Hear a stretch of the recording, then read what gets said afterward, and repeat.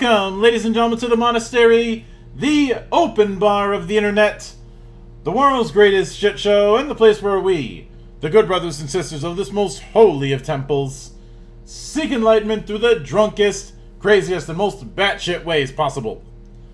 I am your one and only gaming monk, better known as Mildra, and with me I have a newcomer into the temple, the grandmaster behind the Soulshards universe, encompassing both role-playing games, CCGs, and soon a work placement board game RPG. The one and only Yitzi Santer of Grinning Demon Games. How you doing today, man? I'm doing great. Thanks for having me here, Mildred. Love your energy. Yeah, thank you for coming on. Some people need to have like a Red Bull or have caffeine to get that kind of energy. To those people, I say, skill issue. Oh. Wow. I had my caffeinated tea right before we started, so I am prepped to go. I go through about a liter's worth of tea a day. Oh. Mostly because I enjoy tea, and also because nobody at work trusts me with coffee. Yeah, I've seen someone start a microwave fire with a cup of coffee once. It was quite entertaining. I would ask how, but I remember I used to work in insurance, and I've seen people come in with cars where I've had to ask, okay, how the fuck did you do that? Used to. Lucky you. I still do. Life insurance, but Auto. I get to see my stuff. We had one guy who came in with an F-150 that the bed was full of Twinkies. I have no idea why. This wasn't during that brief period when Hostess was done with. This was 2006. But it was just a truck full of individual Twinkies. They were all wrapped, but I'm like, why do you have probably 1,000 or so Twinkies in your truck? If you're looking for padding, there's easier things to do. Just steal a mattress like everybody else. But the reason nobody trusts me with coffee is because I sabotaged the coffee as an April Fool's joke. That is a valid reason to not trust you. Well, it was because one of my coworkers left a chocolate cake on my desk. I can't have chocolate. I'm allergic. That is unfortunate. So I'm told. I will pity you for forever. So I'm told. But I decided I could have confronted him and kicked him a few times, but nah, better to get my revenge the slow and methodical way. I mean, in the words of Khan, have you ever heard the Klingon proverb that revenge is a dish best served cold? A handful of times here or there. Well, I'm in Minnesota. It's cold half the year. And the other half of the year, I wish it was. But understood. But one of the traditions around here is the humble beginnings, in a sense. So with that in mind, I want to walk me through your first introduction to role-playing games and what made it stick. Certainly. So I was sitting around in the library in my college, totally minding my own business, when a guy walked up to me and said, "Come with me, we're down a guy." It was about an hour later that I had my first introduction to D&D. I met a whole bunch of people I knew nothing about, was completely lost. They didn't thoroughly explain to me what character creation meant or resulted in, and I got to play a wizard, level 1, with 17 strength and 11 int. To anyone who's ever played D&D, you know that's not going to work. I was not very social yet at the time. Fortunately, the group was very kind. While they were playing, I sat in the corner, hiding, confused and scared. And they slowly dragged me out of the corner, piece by piece, until I became a functional member of the group and actually taught me how to interact with the world as a whole. As prior to that, I really was a loner. And now I'm thrilled to be a part of any social activity. I can certainly get that. So, with that in mind, obviously the first introduction I had to the Soulshards universe was the RPG. Mm-hmm. So with that in mind, was it a case where you were running, say, D&D, for instance, and just house ruled your way into making a new game, or was there a different absolutely. We'd already evolved from the D&D 3.5 where we'd started into the Pathfinder setting, and I had a year-long campaign where I basically ended up homebrewing everything, and we had a great group, truly enjoying it. We actually met up every Sunday for 12-hour sessions because these homebrew pieces were just too addicting. Mm-hmm. And it evolved, and eventually I kind of thought around the end of the campaign, I'm not satisfied with the class system and the limitations, as my homebrew pretty much was all about breaking the limitations and adding in any customization you wanted to your character. I figured, I'm going to write some of this down, I'll be done in a month. 8 years later, I'm not quite done yet, but we're really close. I think you kind of jinxed yourself in hindsight. Just a bit. Just a bit. I had no idea what I was getting into. But the world that evolved from that has been truly magnificent. Everyone I meet along the way puts their 2 cents in, and we integrate it as best we can. We bring characters between the games, watch the world grow, put in all kinds of objects that are named after players and their characters, and built an entire world from the campaigns that our favorites have run. Yeah. Obviously, one of the big things that struck out to me is you using a success-based D12 system. Now, putting aside the fact that the D12 is probably the most disrespected die of the standard set of die types. Question. What made you go with both that and a success-based pool for this system? Honestly, it wasn't fully intentional from the beginning. I started with D6s. I quickly found they weren't versatile enough, so I went up to D8s, and then D10s, and finally reached the D12 where I said, I'm really happy with this. The success-based system was true the entire time, though. I wanted to eliminate math as much as possible. There are occasional +1s, -1s here and there. If you truly build for it, you can get some bonuses. But I wanted you to be able to quickly look at the dice and just know. And being largely, if you're interacting with another person, whoever rolled higher is the one successful. When you're interacting with the world, you generally have to meet a 3, 6, 9, or 12 for a very simplistic piece of information, and generally you can justify something as really easy versus really hard and just know what number you're looking for.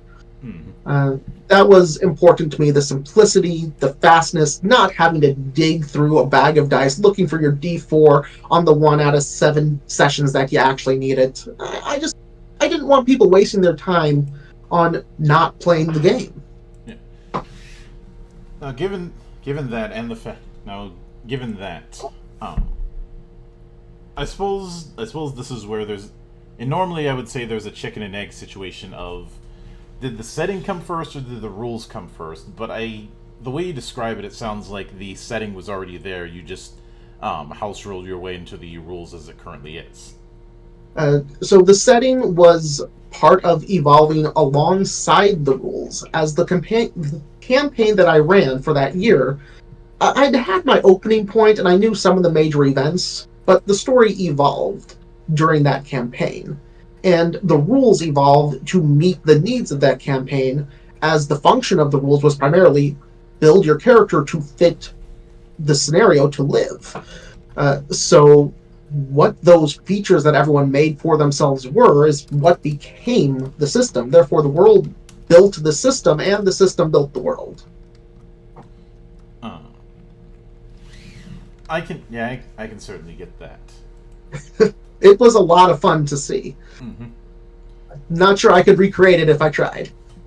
Yeah. Now, given the fact that the numerous Soulshards games are are in theory taking place within the same universe, I'm curious what some of the inspirational material you were drawing upon when it came to that world. So while the games are in the same universe, they each take place at a different point on the timeline. So we have the novel series starting in year zero. The RPG is actually year 3000. Our ECG is year 2000. The board game is about year 2250 ish. And we've got some other projects down the line to fill in other gaps as late as year 5000, which will actually be post apocalypse. All right. The inspiration has largely been that during the RPG, we defined major wars that had occurred during history and the myth of creation. So, taking inspiration from our own stories, trying to figure out what would people say might have happened, and what we then decide actually did happen for our canon lore, we simply filled in the rest from a logical and fun perspective as much as possible. And then we poll the crowd and say, what do you want to see happen? And anything we could use, we just put in there. So as players continue to run RPG campaigns just using the system, we take notes and implement as best we can. Yeah. To further go into that, are you familiar with the concept of Appendix N? I can't say that I am. This is something that was in early editions of D&D and is become a shorthand for referencing essentially the inspirational material, whether it be from other games, from books, from television, from video games, from card games if need be. What would fill the Appendix N for the Soulshards universe? Well, we certainly have a significant amount of inspiration from the D&D Pathfinder world. The Dresden books certainly gave me a significant amount of inspiration many times.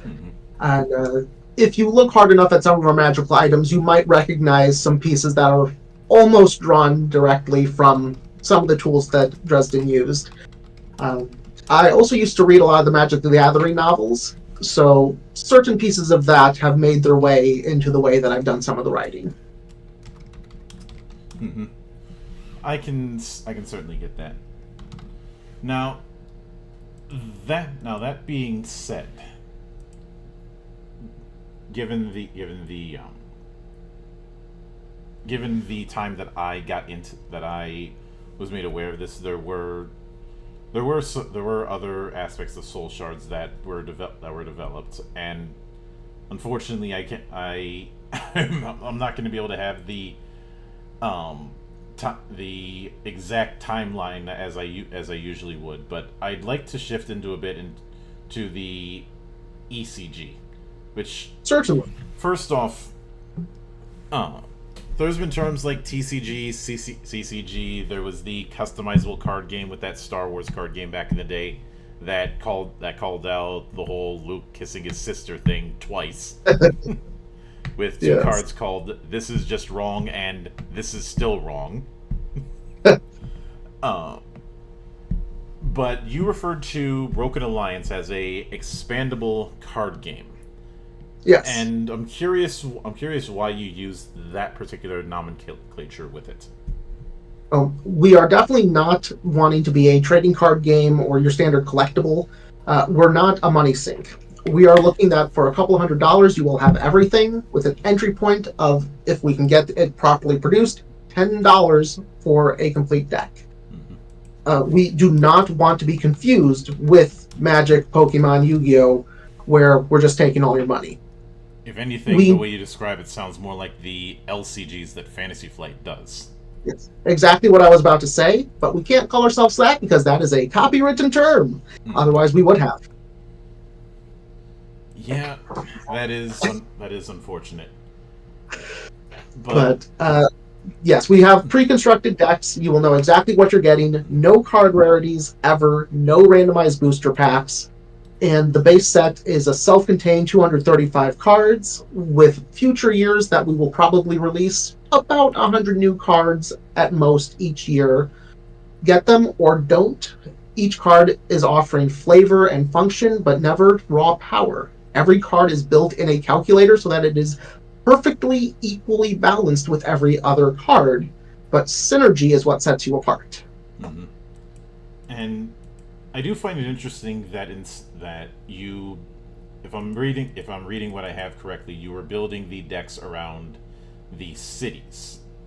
Yes, and that's the large part of where it ties in with the RPG world. Mm-hmm. We are releasing 15 of the cities in the first set, and so every deck has a city that is in the deck, but it's not ever shuffled in. It starts on the table, and it gives you base effects and resource production for the entire game. And that's basically the army of that city is what you'll be controlling throughout. Each city has a significant amount of lore available on the website, and we'll be adding to those over the years. And each one has 2 designated heroes that are included with their pre-constructed deck, and that we have story for as well. Even though the decks are pre-constructed, you are then welcome to swap them around and make any changes you want, but you always must include exactly 1 city in any deck you play. Mm-hmm. Which makes sense. Now, one of the other things that I couldn't help but find interesting is in the use of resources. Since Mhm. I mean, yes, you have a 4 attribute setup, which some could, if they really wanted to stretch it, see as akin to mana. But It is very comparable, yes. in that regard, if somebody said that their deck focused on like might or charisma or even both, would that be an indicator as far as what that deck's playstyle might lean into? Or is If there you are more? truly focused on 1 or 2, it will give certain indications, as each of the attributes has things that it truly excels at versus is weak to. Mhm. However, the game has the wonderful surprise feature that absolutely every card is playable in every deck. And while your city gives you inherent resource production every turn, every card, when played into the function of resource production, will produce resources of its own type. Therefore, you may put a single card off type in your deck, which completely alters the way the rest of your deck can play, as a card can produce its own resource, return itself to your hand through some special effect you may have involved, and then play itself, Mhm. making surprise functions very potent. Additionally, just for going second in the game, you can start with 1 resource of any type. So if you ever start with an off-type attribute just because, it can confuse your opponent thoroughly as they wonder which card you're ready to throw at them. Yeah, and of course the other thing is the fact that you have um, three different angles when it comes to the core set the core setup, as well as the fatigue rotation. Yes. Um, the martial, elude, and endure. I mean, one could Yes, argue endure is akin to toughness, but I have a, but I but have it's not. I am. As you dive into our damage system, it is uh, certainly drastically different from the Magic's system. I've been told that there are aspects of it that have been recognized in a couple of other games that are not big names, and I haven't even seen and can't recall what they were. But the function primarily is based on fatigue. Our cards can rotate 90 degrees at a time, and if they ever make it all the way around in a full circle, that is when they're defeated. The amount of endurance they have is how much damage it takes to cause them a single rotation.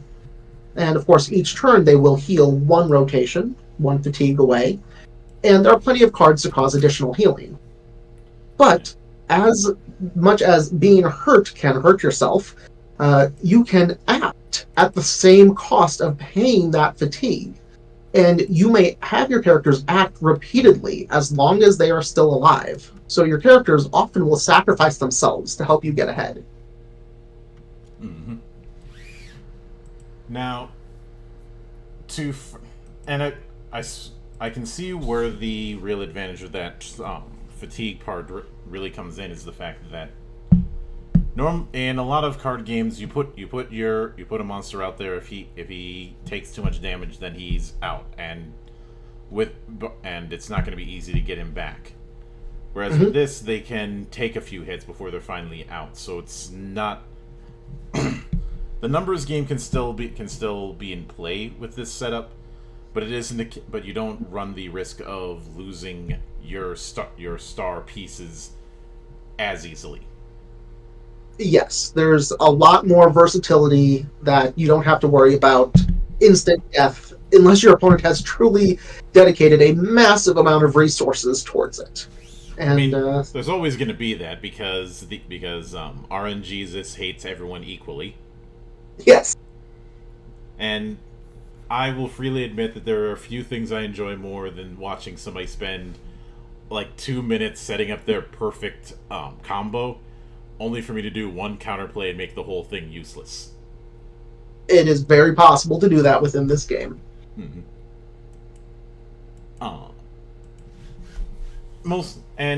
Of course, does that mean I harvest salt with that? Yes. Everyone because in some games there are no friends, only targets, as anyone who's ever played Mario Party for more than 5 minutes will tell you. Yes. Or played Mario Kart for more than one set and inevitably get blue shelled. I can certainly agree with you on that. Or even worse, get blue shelled when you're mere inches from the finish line. That happened at one of my games. That's still a bit bitter on that, are you? I wasn't the one who got hit. I was the one who threw it. I didn't realize it'd be right near the end, and then I see. Understood. You lost a friend. Got it. Oh no! The next day I emailed him a bag of Morton salt because I do not believe in hitting someone while they're down. I believe in kicking them because that's easier. That and he had made a bet afterwards that between us the loser had to get kicked below the belt. Ooh. So I just told him no takebacks because he was so confident that he was going to be able to beat me. Yeah. I'm like, all right, you want to do this? It wasn't even my idea to have that stipulation. That was his. Not all decisions are good decisions. Well, especially since he could have worn a cup. And again, I've seen baseball players like baseball catchers who are wearing a cup get hit with a baseball and didn't do any good. Still not a good day. But shifting into that, would it be fair to say that the choice of city is one of the biggest pillars in terms of determining a deck's playstyle? Yes, in almost every case of a knowledgeable player, certainly a knowledgeable player may simply deviate. The city gives you significant effects that, if you play off of them, will certainly help you get ahead. And that's why we actually have the reserves system, where you get to change up to 12 cards in your deck right at the start of the game using your set aside 12 cards if you have them. You do this immediately after seeing the other player's city card. So with that just single piece of information, there may be cards that you'll pop in based off of current meta or your own expectations in order to try to be more prepared for what you think you're about to be slaughtered with. I could see that, especially since you're probably familiar with the terms mana screwed and mana flooded. Oh, most certainly. I played Magic since Tempest came out. I had a lot of years in that, and I've experienced both of them thoroughly. So you probably experienced the Sliver era and all the salt that ensued from it. I still own 4 Sliver Queens, and I'm never letting them go. Then again, I'm not one to talk because during the Mirrodin era, my strategy was just to create a bunch of tokens. Basically, the Magic equivalent of a Zerg Rush. Just Yes. because I would have But, these artifacts that would just keep pumping out more and more tokens. And yeah, mhm. all of them are one and all of them are 1/1s. Except then I started doing a rainbow deck approach where the strength and toughness was based on how many different colors I used to cast it. So Yes. I'd have a bunch of 5/5s, and I'd just keep and in addition to keep pumping out 1/1 tokens, so I've got like 20 or so. I got like 20 or so creatures out there. I mean, somebody could do a wipe, but if they do a wipe, I'll just start right back from scratch and keep pumping the Mhm. stuff out. It's a case of you can shoot one or two of them, but can you get all of them? Yep. I've played it all over the years.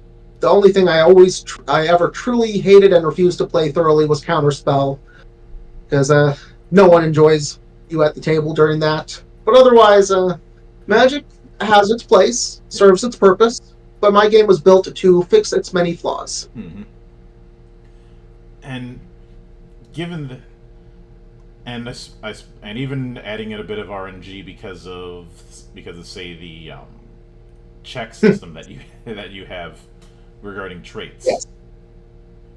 Actually, that's a nice call from a lot of old war card games that I've experienced. Things that almost no one has ever seen, but it's actually a very common feature that was used way back when in a lot of very small games.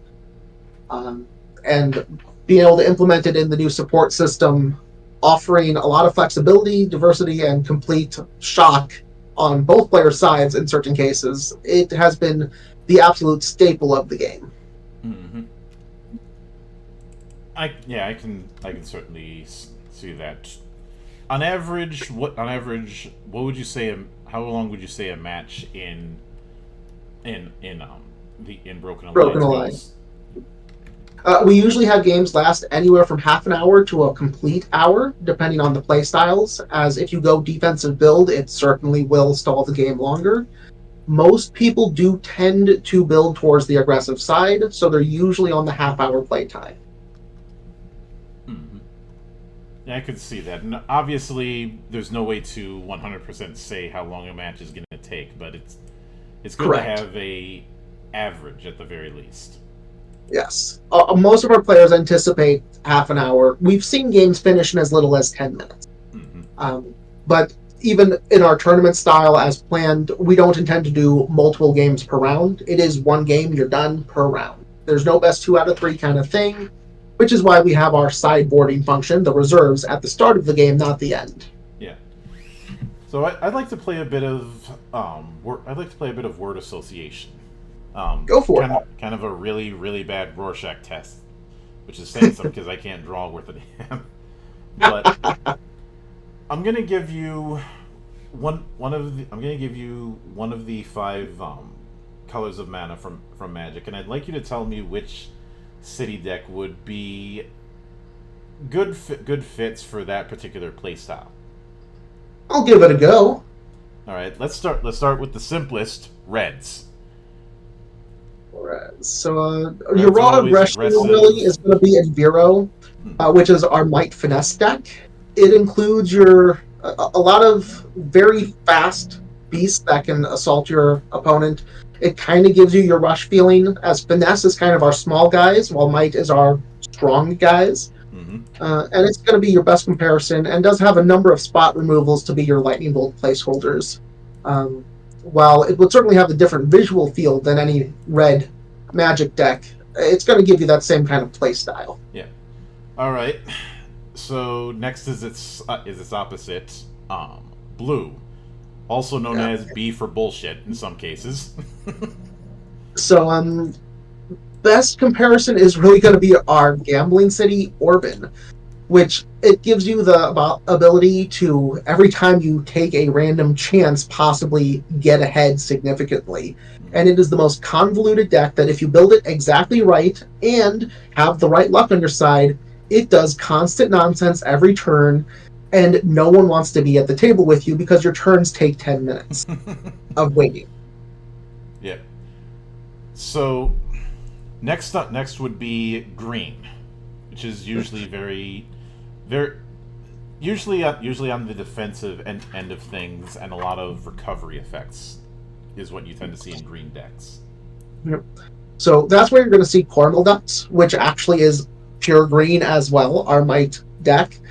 It's got the beaters, it's got the healing, it's got support defensive effects. It's actually going to be virtually identical in playstyle to a green Magic deck out of the gate, if you don't dive too deep into it. Yeah. So then we have the outer two. First, let's go with white, which tends to be a very defensive affair. Why was I saying offensive? English. Yes, I've played an offensive white deck, but it's certainly not the common. That's really most likely going to be Perma-2, which is the pure charisma deck. It offers you the support of every time your characters are defeated, they turn into resource generation. And it has a lot of heavier defensive cards that can also stop your opponent from attacking. It has the highest Endure character in the game, Kiana, with a 5 defense, the Endure stat. Making it nearly impossible to take her out, and it gives you just all the standard feelings that you're going to see with your white deck, while still giving you an entirely different vision of what you're doing. But it would be familiar. Mm-hmm. So the last of the 5, of course, would be black. Mm-hmm. For simplicity's sake, it probably is the City of the Undead, Rispast. It's gonna let you take advantage of undead characters who heal fast, build up armies, they heal just nonsensically. It will let you have your swarm, your resurrection, your card draw, your sacrifice. It's definitely going to have a different feel than if you were playing Magic, but you'd at least be able to draw the comparison when you're trying to. Mm-hmm. And the big thing with if I said blue is B for bullshit, black is B for backstab. I haven't heard that one before, but I can see it. There's not really a lot of backstabbing in this game, especially as it is always one-on-one. The lack of that multiplayer setup that we haven't gotten to work yet, at least. We're working on some 2v2 options, but it does kind of have a different feel without the multiplayer game. Yeah. I think back in the day when I was doing a little stuff with Magic, instead of, because we had so many people for some of the events, instead of doing one-on-ones, we did these survival last man standing games where the idea was you had five people in one circle, and every man for himself. Whoever had the highest amount of life after a certain amount of time, or was the last person with at least 1 point of life at the end, was the winner of that round. In a roundabout way, it mirrors the reason trios are such a big thing in Mexican wrestling, because some of the promotions had just way too many people. All right, you've certainly got some exposure to some out there stuff, I guess, outside of the standard gaming realm. Yeah, saying that's an understatement, but yeah. If somebody went down the rabbit hole of my library, they would never come out. I would put it that way. And now you're coming to us with the Grand Tourney game. Yes. You've described as a worker placement RPG, but is it board game? Is it card game? Is it RPG? Is it a mix of all three? So it is certainly a board game by any definition. There is an actual game board where you will use pawns to place on the board. It uses cards as the implementation of representation of the things you collect during the game. But the cards are purely... they could be anything for game purpose, but cards are the easiest. You're not building a deck. You're never shuffling them at any point. It's during the game, you place your worker and use it to obtain cards, which represent your power. But unlike any other worker placement I've ever seen, there is no victory track. The end game is where you really feel that RPG part of the game, you fight. Mm-hmm. The last one standing is the winner. So is it a case where you're going to be fighting on and off throughout a given set, or is it a case where you're building up to that inevitable fight? So during gameplay, there will be monsters that you can fight in the arena, test your build, get a feel for what you're doing and understand what you're doing, and earn pretty cool rewards. But you only fight the other players at the end of the game, which is 14 rounds, each round being 1 day of game time. Mm-hmm. And at the end game, you have a tournament bracket. Being that the game does allow 1 to 4 players, if you choose to be single player or if you're third player, the unmatched player will have to fight a monster in its place, which there are specific monsters that are brutally difficult to fight, but they're built and randomized. No choices get made. The game just runs the monster for you, and you roll a die for it. But otherwise, if you've got 4 players, you'll have 2 one-on-one games, and then the winners of those face each other. Yeah. And in Broken Alliance, you were doing it as city versus city, and with Grand Tourney, it's built around champions. Yes. So one of the cities that you can see in Broken Alliance is in Vero, where you play the city known for their Grand Coliseum. That same Coliseum is the focal point of Grand Tourney, where all these competitors are arriving for the tournament, largely celebrating the 100th anniversary of the War of Broken Alliance ending. Mm-hmm. Oh.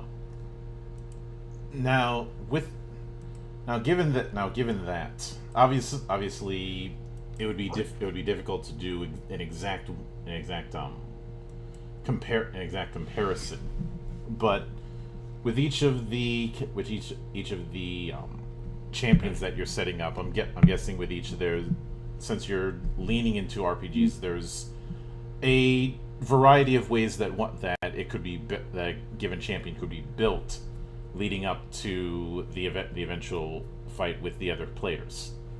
Yes, there's several different play styles that will result. Whether you're monster heavy for fighting in the arena, you've gone to focus on hiring mercenaries, you've learned a bunch of spells or aspects, which will be your passive boons, or some combination thereof. And of course, there's weapons and armor you can buy in the armory. Mm-hmm. So there's countless combinations and setups, and you can always change mid-game as you watch your opponent, what they're doing, as like, my build's not going to work against you. I picked up some cool spells and you're wearing basically all spell-proof armor, so let's go buy an axe. Mm-hmm. Oh. Just remember, when all you have is a hammer, all your problems are starting to look like nails. Yes. So there certainly is a lot of different possibilities within the gameplay style for each hero. Each of the champion does have their own starting point, how many dice they roll of each of the 4 attributes, which the attributes are the same as the ECG and the same as the categories of the RPG, even though the RPG breaks them down further because it's a more detailed game.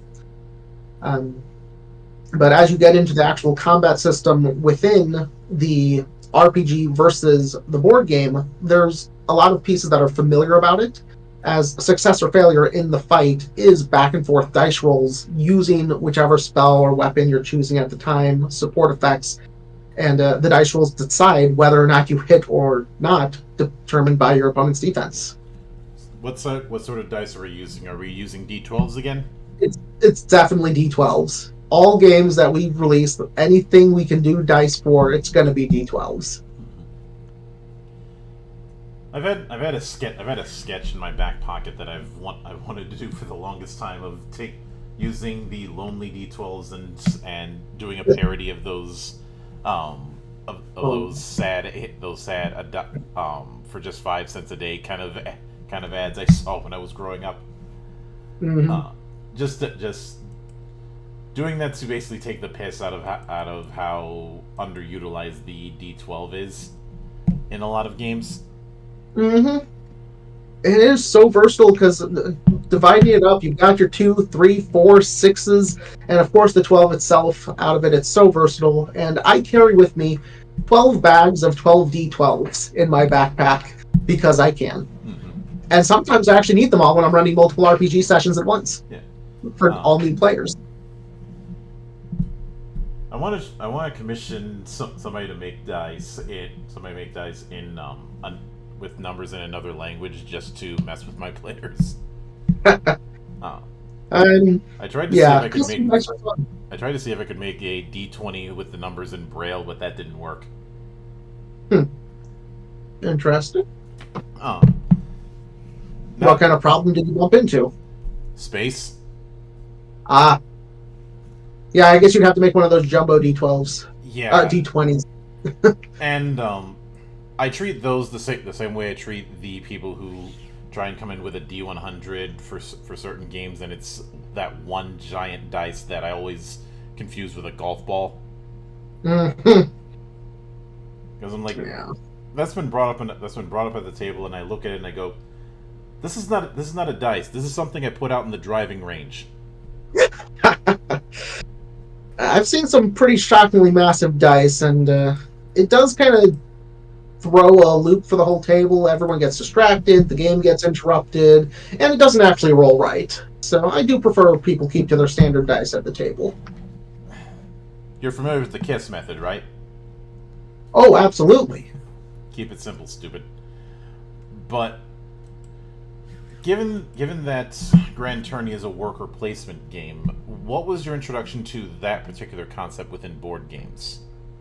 So I have a friend. He lives internationally, and every once in a while, maybe once or twice a year, he'll come into town and invite me over. And we have a board game day with a bunch of other people that he knows from local here. And almost every game he has in his collection is a classic worker placement game. But none of them caught my interest thoroughly, so I can't even remember any of them that I've ever played from name, perspective, or story, but the flavor of how they worked stuck with me. The mechanics of a worker placement I like. It's simple, clean, and can be very diverse in its functions. I realized I wanted one of those eventually, but I hadn't put much thought into it. I finally saw for the first time where it suddenly clicked at one of the conventions, Protospiel, a couple of years ago. Someone was there with a worker placement game that was in the fantasy genre, and suddenly it clicked. It's like, wait a minute, these things don't all have to be boring, just growing crops story. Why didn't I realize that? And then Grand Tourney was born. I had the game playable the following day. I was gonna make a joke about whether or not you had watched A Knight's Tale beforehand, but that would be too obvious. Not familiar. That was the jousting film that Heath Ledger had done before The Dark Knight, where they tried to do knightly jousting as a sport. As a sport in the same vein as a sports movie. It is absolutely stupid, and I love it. Wonderful. Yeah, I do not make much time for movies. Yeah. I draw from just about everything, regardless of how serious or not it is. So if I want to have summon anvil as a spell in my games, it's gonna happen. And if you're thinking that sounds like the anvil drop from a Looney Tunes sketch, that's exactly what it is. Gotcha. No.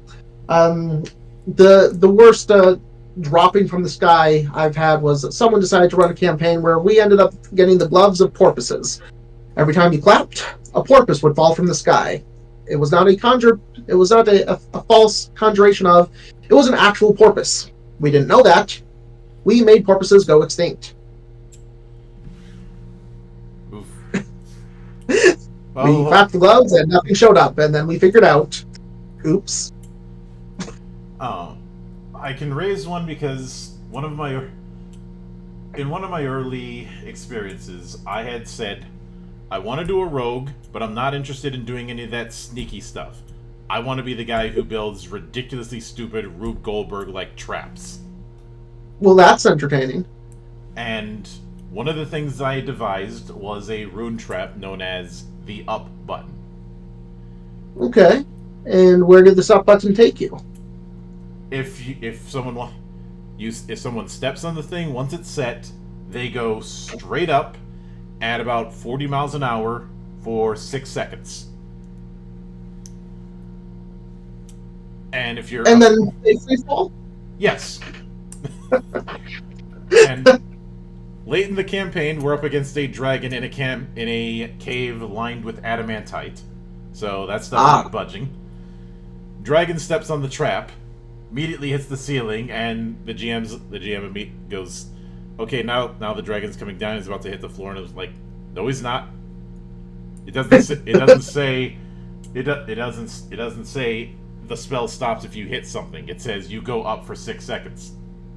He's like, "But that's adamantite. That's not going to budge." Doesn't matter. He's like, "All right."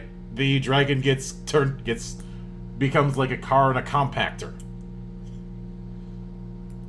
Yeah. Because the spell says you go up, but it doesn't have any contingency about if something's in the way. So it's literally unstoppable force and immovable object. One of those little too powerful and kind of ruins games from my perspective. But not that I haven't taken advantage of similar things, especially the bag of holding. You know that 3/5 bag of holding says if it gets damaged, everything in it can cease to exist, or something like that. Yeah. Well, anyway, we put a bag of holding on someone's head and then we stabbed it. Oh. That's about as subtle as the arrow of total destruction, where somebody decided to combine a bag of holding on a portable hole and fashion it into an arrowhead with a detailed diagram on how it works when it hits. And has been used as a meme for years since about why engineers should not create magic items. Mm-hmm. But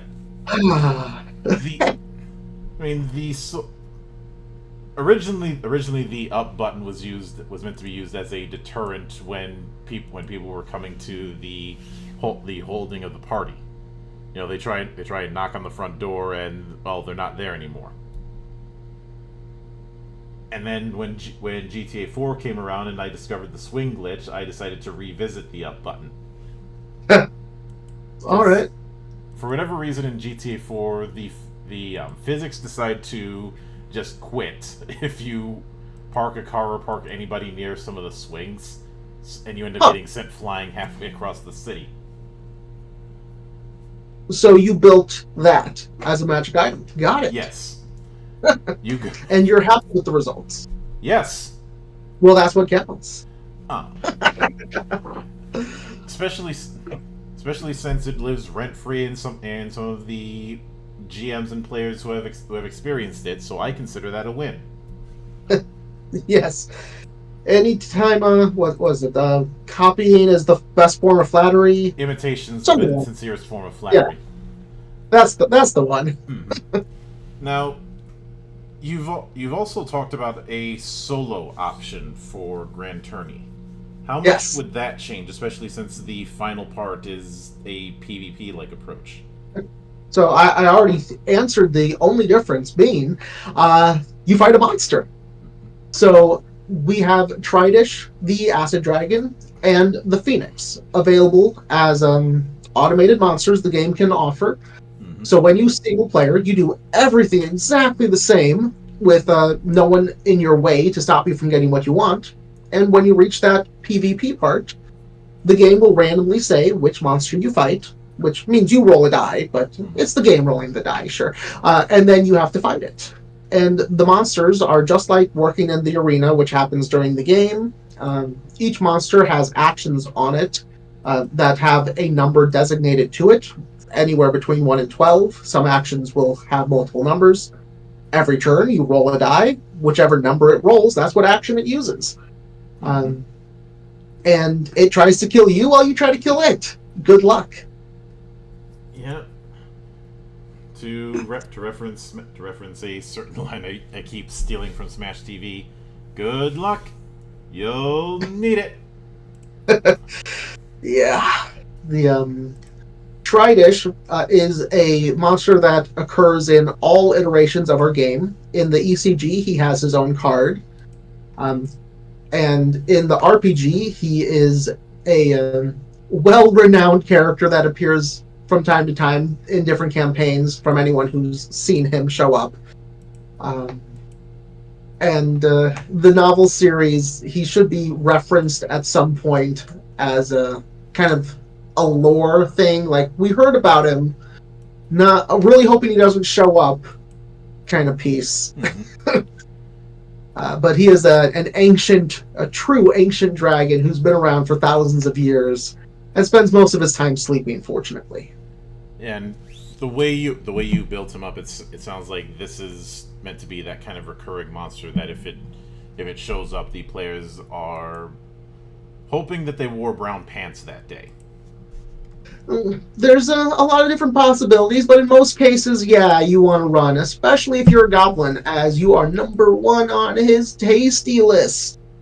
But he is a social being who loves to tell tales of his history and fights, and should you be able to get him talking, he may be too busy to eat you today.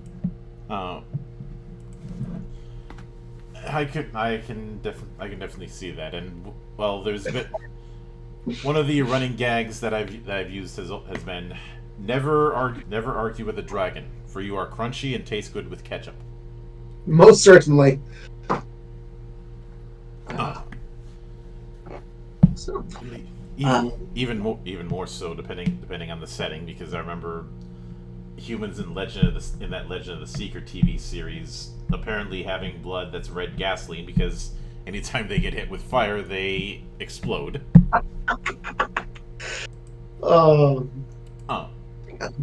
But with that in mind, you're going to be launching the Kickstarter for Grand Tourney in October. Yes. And I've also seen that you've put out demo versions of previous works on Tabletop Simulator, and I believe there's one for you've used Grand Tourney to do Tabletop Simulator to do tests as well, correct? Yes, Grand Tourney and Broken Alliance are fully available on Tabletop Simulator. Broken Alliance is the final game up there. The only thing it's missing is commissioned art for most of the cards and final design stuff, and a properly edited rulebook. Grand Tourney is on its latest version. We're currently working on a handful of refinements since we've got a few months left, and currently putting together the new card face and icons for everything. So we're giving the entire game a facelift right now. Hope to have that done within the next couple of weeks, and then we'll upload all of those into Tabletop Simulator, which is where we do most of our play tests. I can certainly get that. Now, with that said, when you do the Kickstarter, what are you shooting for as far as the length? Are you shooting for like 30 days? We are doing 21 days. We don't want to keep it going for too long. We just want to be done. The game is ready. We don't want to stall. If people are behind it, hopefully they'll be behind it quickly. We are getting the final quotes from the manufacturer right now. We know what we need. It's just putting the visuals in place. So we want to just run forward and get it in the hands of the players who want it. Missed opportunity, I'd say to have it as 24 days so you can have a multiple of 12. Yeah, the actual gameplay was 24 days for a little while, just because we did like that kind of thing. That was too long of a game, and there's not really anything left to do after 14 days, so we quickly cut it down. I might consider that, because we're not locked into 21 days yet. That's just the plan. I do enjoy getting to have any kind of meta information tossed into any purpose. Yeah, and I'm pretty sure that within the core book, there's going to be plans for alternate rule sets beyond just solo. So we have 4 alternate play modes, which all of the rules are fully visible on our website as well, just so put that out there. But within the Grand Tourney setting, you've got the option to do draft mode, where you skip the worker placement part. You quickly obtain a handful of cards using a standard draft, or a kind of common drafting system. Spend some points, get some cards, and then go straight to the fight. So for those who don't want a lengthy game, as the worker placement part does consume about 40 minutes per player. The Gauntlet mode allows you to fight all of the monsters in sequence as a team. Mm-hmm. So bring all your friends as possible. So 1 to 4 of you can work together and just fight every single monster and try to make it through. We've got standard cooperative mode, where at the end of your base game, instead of fighting each other, you fight what is the single player mode monsters, either Tridish or the Phoenix, only they get super powered for each player beyond the first. And then we've got For the Glory. For those who want a more traditional worker placement victory, you basically have a victory track. Mm-hmm. During the game, there is the resource called Fame. Players love gaining fame during the game. It's very helpful. But in this format, you'll have 3 PvPs instead of a single one at the end of the game, though it never has a second round if there's more than 2 players. Each of those PvPs is worth fame. You add that with any other fame you gained during the game, and at the end of the game, whoever has the most fame is the winner. So we've definitely got those options to fit at least most play styles without having to change out any components of the game. I can certainly get that. And with that in mind, I do sincerely want to thank you for taking the time out of your schedule to come all the way to my temple and enjoy the madness that happens around here. Oh, I'm thrilled to be here. If only there was the way to pass the drinks through the screen. My technicians are working on that. It's in ironing out the kinks / teething troubles phase right now. But anytime you see fit to return, whether it's for more of the Soulshards universe or to just shitpost, the door is always open. As I often say around here, drinking is not mandatory, but it is encouraged. Mildred, I greatly appreciate your detailed examination of my world, and I'll be thrilled to meet again as we have more updates and future projects. Yeah. And of course, a sincere thanks goes out to everyone who took the time out of their schedule to come onto the show and enjoy the madness. And there will be plenty more where that came from, as there always is here on the open bar of the internet. But until then, on behalf of the good brothers present and not present, my name is Mildra. I am your gaming monk. Stay fucking frosty, everybody.